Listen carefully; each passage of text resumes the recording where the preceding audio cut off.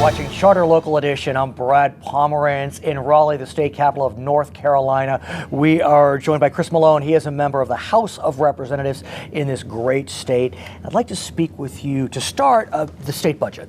Yes. Which actually went fairly well this year. It took a little while to pass. It did. But in the final analysis, we are now back at pre-recession levels. What do you make of the overall package? Well, I think it's very encouraging. It's taking us in the right direction. If everything that you've seen from all the various different sites, like for instance, Site Magazine and many of the other ones are talking about how we've done better. Our tax foundation had us at 44th, now 17th, and now this year we're going to be 13th. Nice. We're taking things in the right direction. Let's talk about taxes. Yeah. Because there's no doubt that the tax rate is dropping, especially on corporations. Right. And I want to get a sense from you about how that plays. Because look, intuitively, people or corporations would like to pay lesser taxes, smaller tax burden, but we're dropping the tax rate in North Carolina from about 7% to about 3% in a few years. At that point, how do you engage in tax policy that incentivizes corporations in certain ways when the tax rate's so low as it is?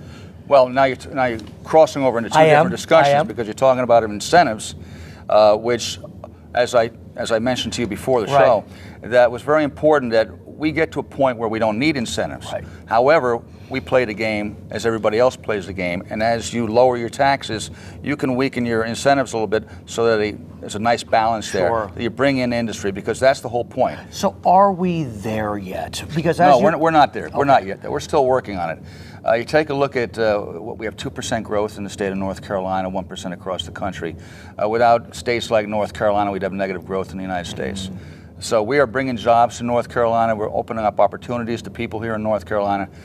This is where we're supposed to be going. This is what we're supposed to be doing, making life better for the average citizen. Right. The challenge becomes other states who provide incentives. Right. As you know, earlier this year, North Carolina was bidding mightily for the Volvo plant. Right.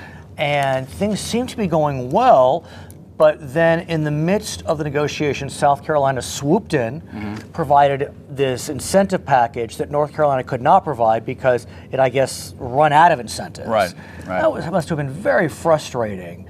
So what? Well, it's been frustrating for us to see several different car manufacturers go in different directions. I know there was other discussions as to reasons as to why they went to South Carolina, not all of which I'm privy to, but I say that this is something that you maintain the status quo. You keep on going in the direction, the vision that we have when I mentioned status quo, of going in the direction of lower taxes, less regulation, and be more friendly to these kinds of organizations so that they do come to North Carolina. But do we have a sense? And we are bringing a lot of people to North Carolina right now. Do we have a sense at what point where we hit that sweet spot? I mean, is 3% as a corporate tax rate the sweet spot? So the tax environment is so beneficial that even with South Carolina's incentives, we're in better shape. My instinct is yes, that's where it is, but we're not going to really know until we're there. Fair enough. I want to get a sense from you about the upcoming election in March. Right. Not the presidential primary. We can talk about that if you want. You're talking about the bond. The bond. Of course. Connect North Carolina. Right. Let's talk about the initial proposal. Right. We had seen numbers floating around about $2.85 billion. Right. Ultimately, the bond is now set at $2 billion. What's your sense of that initial package? Well, the initial package, you got to take a look at what they were offering, that they wanted to issues that they want to tackle. All very important infrastructure-related problems that need to be addressed. And so you couldn't argue with whether or not it was something that we needed to discuss, but then rather what could we afford and what could we sell to the people out there. So we needed to prioritize things. 2.8 was a little high. I was a little concerned about it. They brought it down to a place where in a couple of years we're paying about where we are right now in debt. Sure. And it's going to go even lower after that. So I think we're going to get a lot of things done. So we hit the sweet spot. We majorly hit the sweet spot on this. So let me ask you though, March is around the corner. Right. It takes a lot of education to get voters to understand, why should I vote yes to put the state in debt $2 billion? Right. Do we have enough time to do that? Yeah, absolutely. Number one, as I said earlier, these are all issues that we need to address. Two, they're all infrastructure issues. They're going to be addressed one way or the other at some point in time. Why not do it when it's cheaper to do it? Because interest rates are low. When interest rates are when interest rates are low, and where we've paid off so much debt we already have.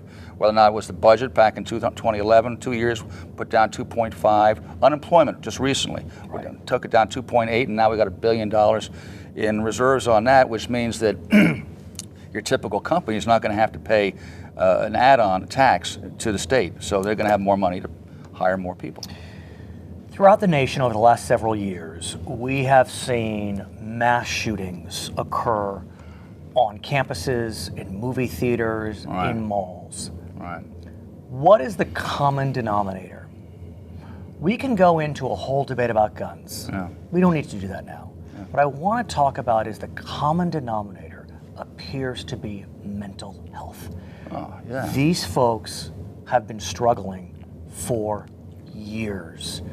There were signs, yet no one had the resources to jump when those signs came out. You have been a leader on mental health here in North Carolina. I want to hear what your thoughts are. Well, whether or not it's been Klebo and up there in Colorado, the fellow up there in Connecticut, in many different situations, when you go and you start drilling down, you find out that all these young men have had problems.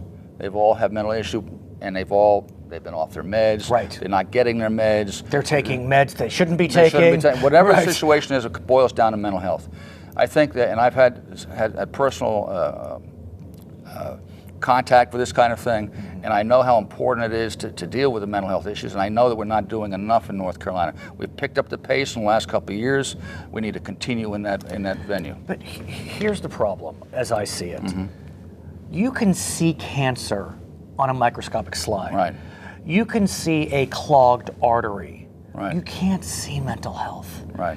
And so many folks don't understand how severe the illness can be. Right, right. And so how do you, as someone who can see it? Well, anytime you're dealing with people with high anxiety, people who have bipolar disorder or whatever the case might be, these are people that we need to help because they affect society, they affect their families, they affect the people that they work with, they affect the kids they go to school with, and they can affect them negatively, and in their own lives are impacted by this tremendously. And we owe them as leaders in the community, as your fellow community member, the neighbor next door, the teacher, whoever it is, to step up and say, these are people that we need to help.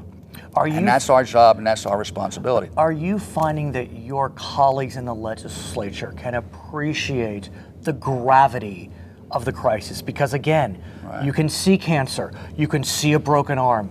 It's sometimes hard to see mental illness, that people appear healthy. Well, I think that the short answer is yeah. Now, sometimes we have different perspectives, how deep the problem goes and how much money we have to address the issue with, and that's where your debate is.